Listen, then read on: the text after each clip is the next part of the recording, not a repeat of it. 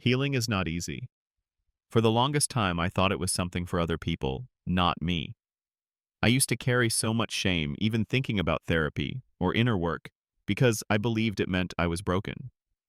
And nobody wants to admit they're broken. I tried to act like I was fine, strong, and unaffected, but deep down, I was just scared of facing myself. What I didn't realize back then is that healing isn't about being weak or broken, it's about becoming whole again.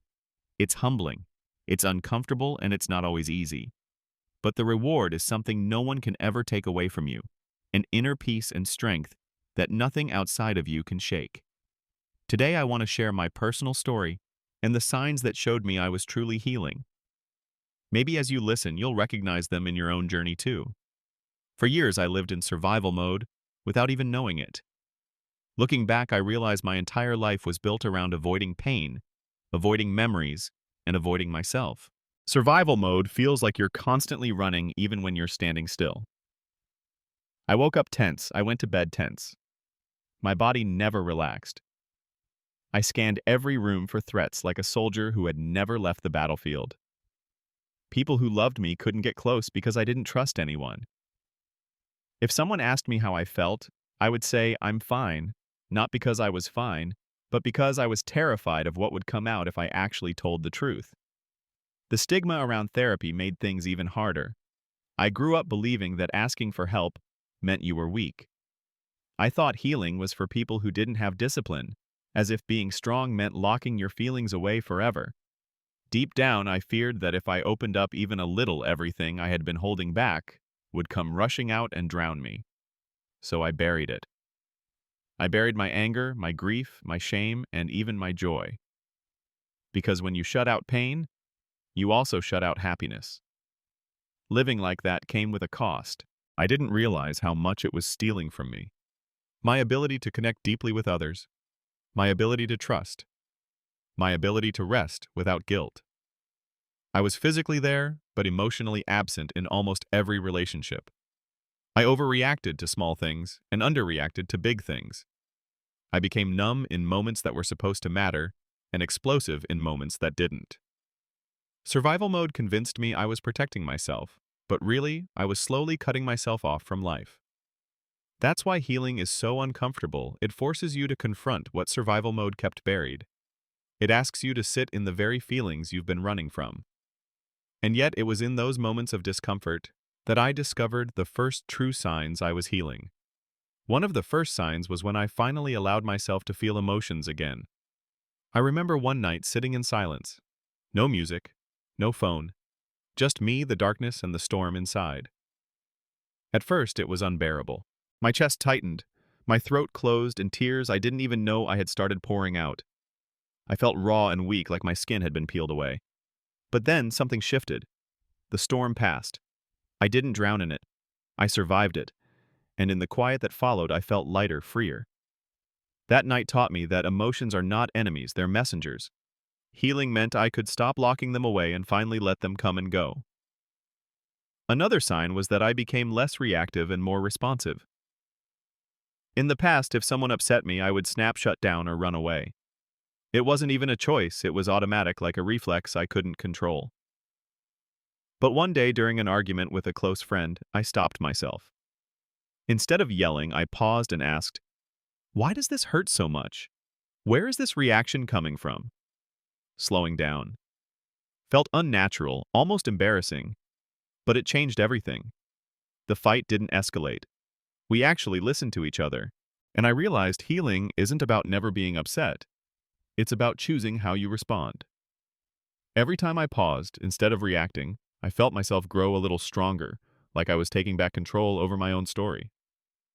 Then there was stepping out of my comfort zone. Healing gave me small doses of courage I had never known.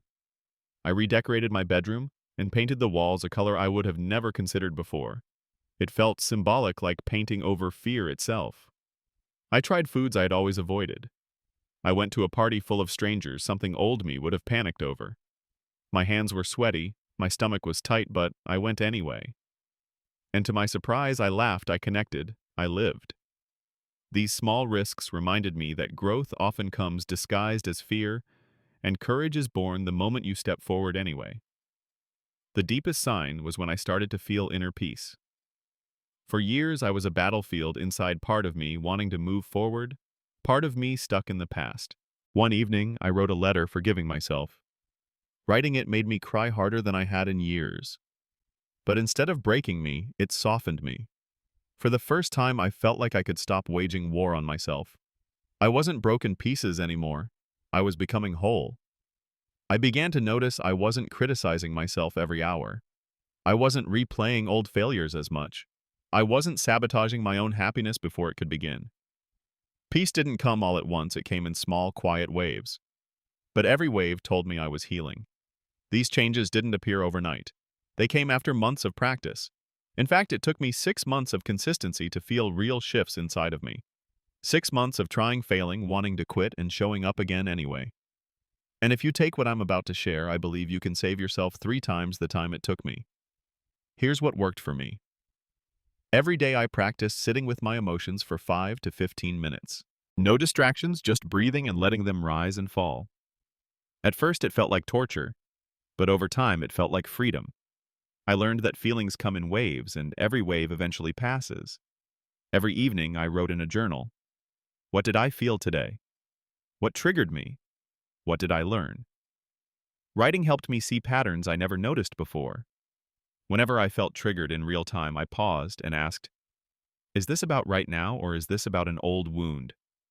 That question saved me from destroying connections so many times. And finally, I celebrated small wins. I wrote them down. Things like I said no without guilt today. I stayed calm when normally I would have exploded. I allowed myself to cry instead of pushing it away. These little victories became proof that healing was happening even when I didn't feel it. After 6 months, the emotions I experienced were life-changing. Relief because I wasn't carrying my pain like a heavy backpack anymore.